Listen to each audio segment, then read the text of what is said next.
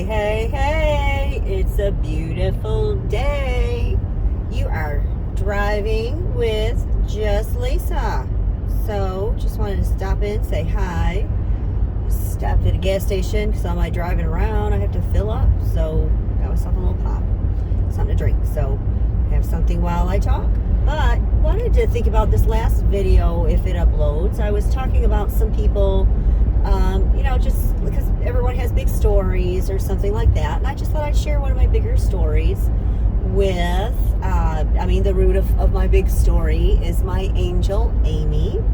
And she has put me in some fabulous places. And sometimes they are unexpected. So I'd like to share one of my unexpected stories with her. So one day she tells me, hey, we're going to go do something. It's for, Tommy Hitman Hearns, the boxer, if anybody is followed any past boxing.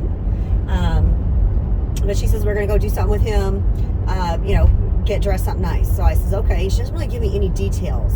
And, and Angel Amy's very busy. So often she gets a lot of people together and then she can't remember who she tells what. But she just does, she just knows I'm coming. So I just know, get dressed, meet here. And so often I do that for her. So just, get dressed, meet here. So next thing I know, we're like in this courthouse in Detroit. And we had this little group for a little while. We haven't done a whole lot lately, but we had this little group that they just kind of called us the committee. And we weren't really anything. We were just this group of people that Angel Amy had put together, and we just do stuff, represent stuff, show up places and stuff just to, represent, I guess.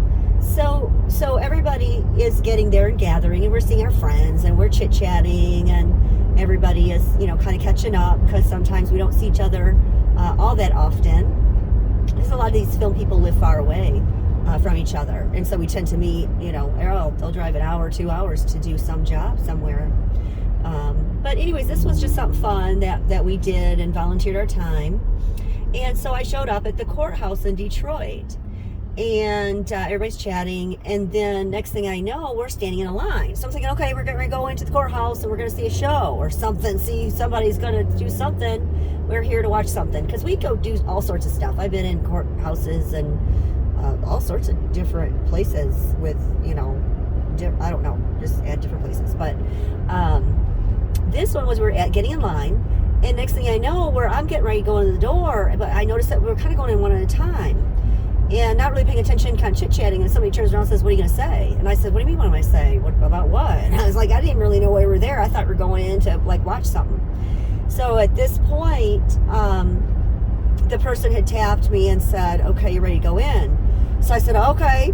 And I walked in, and I was in the Detroit courtroom, and next thing you know, I'm sitting in a chair, and I didn't know why. And next thing I know, I'm in a courtroom, and I'm getting ready to testify or sue something or witness. I don't know what I was there to do, but I was supposed to say something. Everybody had something to say, and I didn't know what I was even there for. So I look over, and I see, Tommy Hearns sitting over there, and I'm like, okay, well, I know we're here for Tommy, so, okay, what happened? I didn't see anything. I don't know. He's a nice guy. He's always been very polite. So anyways, next thing I know, it's the court council up there of Detroit, and they say, well, we're getting ready to name a street after Thomas Hearns, and we would like to hear your plea or whatever as far as your reason why he should have a road named after him. So I was like, oh, okay, well, I've been around him at that point a number of times. So it was, he wasn't just a boxer to me, and that's only because of Amy. So otherwise I wouldn't be around him. But so I was able to say a number of things like, he's a nice person, and he's genuine, he's respectful, he's considerate, and, he's put a name in Detroit. If anyone knows that statue of the arm in Detroit, it's interesting because everyone wants to take a picture with that statue, but they don't know that's Tommy Hitman Hearns' arm. So these were things I was able to say in court and say, yeah, anybody know about that arm? And so I was able to kind of do a little boxing air thing to Tommy, and he nods his head and gives me a little box in the air back. And, I had kind of, communication with him in court. And that was just kind of a very cool thing. I had no idea why I was even going in. And next thing I know, I'm in a courtroom, and total blindsided question. Fortunately, it was an easy one. And that was just kind of one of my days with Angel Amy, of an unexpected day of not knowing what you're going to do with her. And that courtroom was a very extreme situation, but in fact happened. So I don't know anyone who has walked into a courtroom for a famous person when they had no clue why they even walked into that room, and next thing you know, you're saying something on their behalf, totally unprepared. And yeah, that I was able to be. They said I was in there a little while. I blew by, maybe 30 seconds or something, but apparently they said I seemed to have things to say. And so when I walked out, somebody says, "Oh, what'd you say?" And I said, "I have no idea." After time, I just kind of remembered little things that I had said, but I just know that, I talk very quickly, and I talk very precise, and having him in the room to be able to bounce off of and maybe hit a couple memories real quick, to show that we were on a personal level. I was just not a fan or a friend who just happened to be doing something for Amy. That this was something that I have been around him enough that I was able to just spit something out quite a bit and quite fast, and everyone else did as well. So not that I said anything special. I don't know what anyone else has said. I didn't share too much what I said, because at that point I didn't remember when I walked out of there. Next thing you know, we're all taking pictures with Tommy Hearn. So apparently we did get that street named after him, and we did that as a team through Detroit, through whoever helped out, and through that little, Detroit council thing that we had going on, that Angel Amy kind of had us going on. We were doing everything. We were walking in parades and everything. Yeah, I got blisters from parades from Amy. Throwing candy. Yeah, I don't know. I had somebody's shirt on, and we were in a parade. So you just throw candy.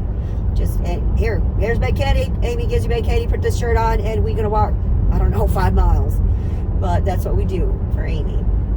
So at least I do. I don't know of anybody else. And hey, some deals are pay, and that she has, and some deals are not pay. So I don't really care if it's pay or not. I mean, whatever. She says do something, and this is what you do, and this is what you say, and this is what you wear, and this is what time, and this is the place, and whatever, and that's what I do to help her out. And as far as I'm concerned, I hear about these actors that say that they're tired of getting used by these directors and things that maybe not want to pay them. But I get to do things for fun, and if money comes from it, wonderful. Then somebody feels that I deserved some pay.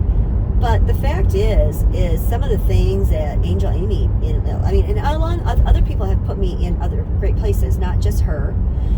But even if you do something voluntarily, maybe take in what other things there are that were so great that weren't for pay.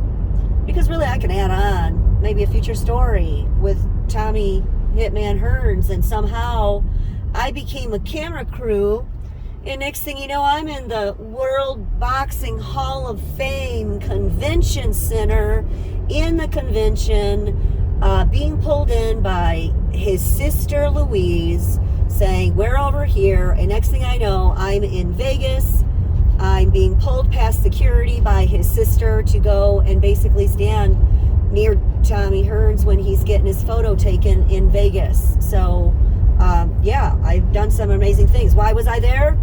I was holding a lens cap, and we called me photographer's assistant. So as far as I'm concerned, I went to Vegas and held a lens cap and told to sit down and do this. And I got an amazing dinner that I feel terrible, because honestly, I believe Angel Amy should have had my seat. No one was able to get a hold of her. I remember Thomas Bowden, if anybody knows, he's like some mediator, some big shooter in Detroit. I don't know, he's wearing those grand, crazy, awesome suits that you can't miss. Like when Thomas Bowden and Tommy Hearns, and they get that Judge Strong, those three dudes, and they dress together. Oh man. And then you walk behind those three. Yeah, everybody sees you guys. And so yeah, people notice me just because I'm with them. Like 4 days later, he'll run up to me and tell me about my dress or something. That's real. And that's just because I was with Amy, who said to do something because we're doing something with Tommy. So anyways, that was just a story. I thought I'd mention some names. That was just a real big story with him. If anyone enjoys boxing, he's much older now. He is a very, nice man, and he is a very gentle, kind personality if you were ever to spend any time with him as a friend. And that's the only time. I've never seen him fight. I've seen him on TV. I've seen him at rings watching other boxers on TV saying, there he is, because we hear he's going to be watching a fight somewhere. So we actually watch the fight so we can see our friends in the audience. And because of who they are, they're often easily seen. So then we start calling each other saying we saw them. So anyways, I just have a lot of fun. It's not only who you know. Wait, it's not what you know, it's who you know. But I just say it's who knows you. And I'm just fortunate that I just have some people who know who I am that bring me along to share things with people that they know. Well, I don't know them from anybody, because if it wasn't for them, they don't know me, honestly. So it's not like we're friends, not we're high-fiving. They won't know me without Angel Amy, I'm pretty sure. I don't know, but my only time is with her there. So anyways, I took you down this long road, probably longer I thought. This was a longer story maybe, but thanks for driving with Lisa, or driving with just Lisa. Yeah, I'm just by myself here, ain't nobody here. So driving with just Lisa, that's what we're doing. So yeah, I gotta turn into town, so you don't want to see that, it's busy. We have cars and stuff, so yeah. All right, cars and stores and stuff like that. But everyone take care. Thanks for watching Driving with Just Lisa on this beautiful day we have finally after rain. Take care, thank you, and take care.